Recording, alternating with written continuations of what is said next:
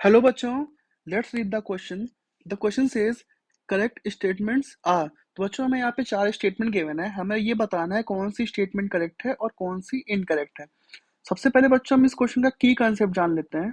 तो इस क्वेश्चन का की कंसेप्ट है properties of acids of phosphorus. अब बच्चों यहाँ पे हम एक एक स्टेटमेंट को देखेंगे। तो हमारी जो सबसे पहली स्टेटमेंट है, it says H3PO4 is a tribasic acid. तो अगर हम H3PO4 का स्ट्रक्चर ड्रॉ करें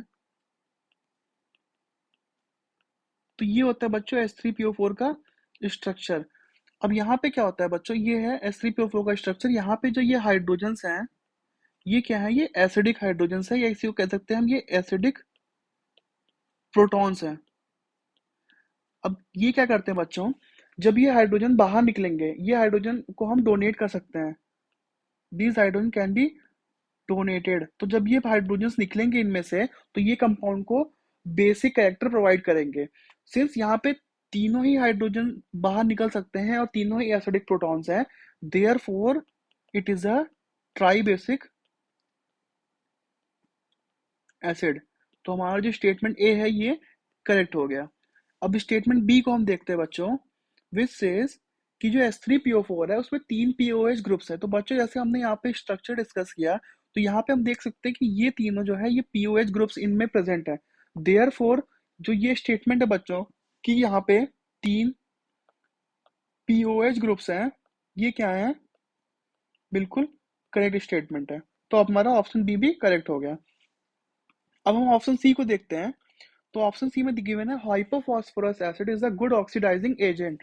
सबसे पहले बच्चों हम हाइपोफॉस्फोरस एसिड का स्ट्रक्चर अगर ड्रॉ करते हैं, तो ये स्ट्रक्चर होता है हाइपोफॉस्फोरस एसिड का। It is the hypophosphorous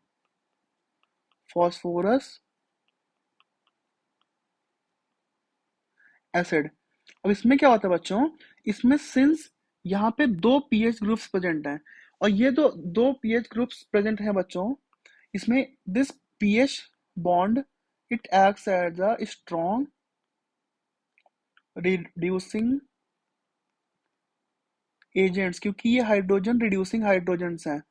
therefore जो हमारा हाइपोफॉस्फोरस है it is a good reducing agent, और हमें स्टेटमेंट में गिवन है कि it is a good oxidizing agent. तो हमारी स्टेटमेंट सी क्या हो गई, इनकरेक्ट।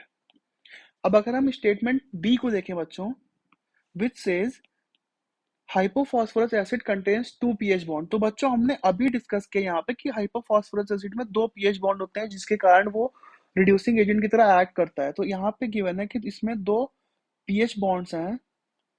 ये भी स्टेटमेंट क्या है, बिल्कुल करेक्ट है।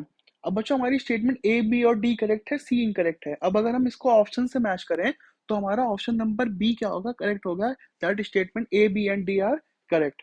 थैंक यू बच्चों, बेस्ट ऑफ लक।